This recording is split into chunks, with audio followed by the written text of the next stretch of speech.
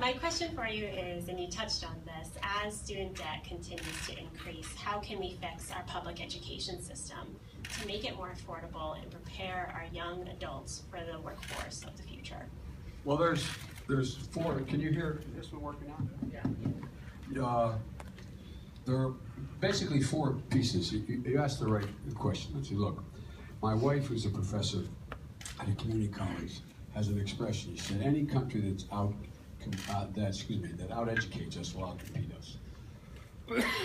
One of the things that made us so successful in the 20th century was we were basically the first great nation to provide for universal education for 12 years. Virtually no one else did that, including Great Britain. What was it, 12? You had a test at a certain point. That was the single greatest impetus to us being able to handle everything from the Industrial Revolution on.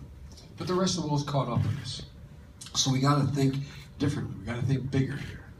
And so there's four things that we have to do.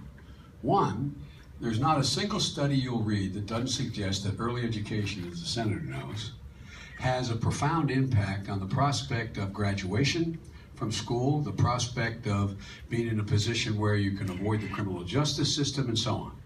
Secondly, today there's absolutely no reason, like I'm told was going on I was told, I think it's Manchester High School and others, where you can't take credits in high school to qualify you for credits in the community college.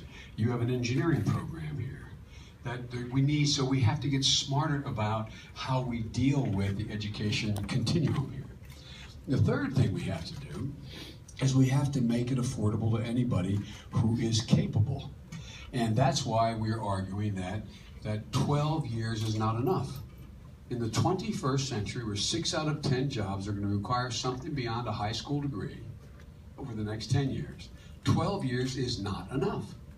And it's not just being fair to kids who couldn't otherwise get to school. It's about economic growth. It's about competition. It's about having people who are capable. So that's why we're proposing that there be a 2 years of free community college, and you're able, if you qualify, to keep your Pell Grant. Because the thing is, you'll find, as you guys know here at the university, most community colleges around the country, the reason why people drop out is the cost of child care, because for example, the average age of my wife's class is 29 years of age. That's the average age. She teaches at community college, has been for the last 20-some years. And so these are people, hardworking people going back, trying to reestablish their lives, or going back to be retrained. The third thing is, community college is the most agile outfits in education. And so what we've done, and Maggie Hassan's done a great job up here in New Hampshire with this, as some other governors have, and what we've done is we took what we used to call Trade Adjustment Act. I don't want to get into all the, sound like a geek and all these, but there was a program that someone who lost their job because the business went abroad could be retrained. We took that money and we've repurposed it now so that what you do is, right here in your state, you have a system whereby both through community colleges as well as nonprofit institutions, you are training people in the aircraft industry to be able to go back and learn how to, and there are 17, 18-week courses. You don't need a 2-year degree for much of this. For example, the study the president asked me to do a year ago, and he said, how do we end up having the most highly skilled workforce in the world? Because every one of you in this room know that you can go in this state or any other state, and you'll find businesses say, I'm looking to hire people, but there's not enough qualified people. There are 100,000 manufacturing jobs in the United States today, that are looking for employees. So what we've done with this legislation is we've connected the person looking either to be retrained or trained in the first instance with a company looking for a specific skill set, putting them together through the community college, providing the ability to train them and financially afford to be able to be trained. Give you one example. The Dow built a $250 million enterprise up in upstate Michigan. and it was for photovoltaic shingles. What they found out was they didn't have anybody who knew anything about photovoltaic technology. So what they did was they combined with the university, with the community college, and they literally rolled their machinery into the classroom. They trained on the machinery. It was a 16-week course. For example, the study that I did for the president took 8 months. We found out where are the jobs of the future. We need 1.3 million new IT trained people between now and 2022. Give you a specific example. I was recently in Detroit visiting their community college. There's an outfit, I always forget the name of it, I think it's called Global IT is the name of the company. It's a placement company. And all the folks, needing folks with an IT background, go to them for placement. So they set up this program, and they went into, Detroit is literally just getting off its back onto its knees. I mean, it's in bankruptcy, just come out of it, in a really tough shape. So they literally went into the hood, the neighborhoods. I visited this class. It was a 15-week course. All women, as it turned out to be. Youngest 24, oldest 57.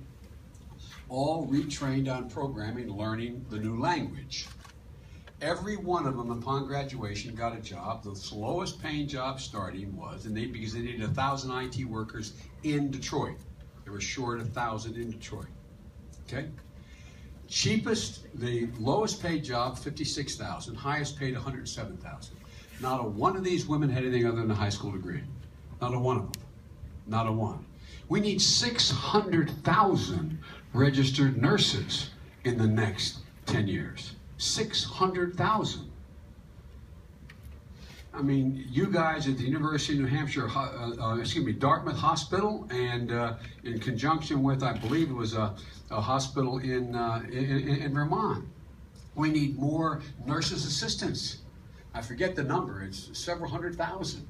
Now, I'm going to go see a community college here, and I guess in Manchester, they're training welders. We need 31,500 welders by 2022 that we don't have now. Starting salary between $40,000 and $60,000. You can live a middle-class life on that. You can live a middle-class life. And so what we're doing is we're focusing on community colleges to be able to do three things. One, provide the certificates for the jobs that are open and needed. Two, like you have here in Delaware and many states now, transferable to a four-year college. And three, providing for the continued financial aid so those from families who can afford to go to college, that they in fact are able to get the tax, $2,500 off the bottom line of your taxes or your parents' taxes matters, your federal taxes.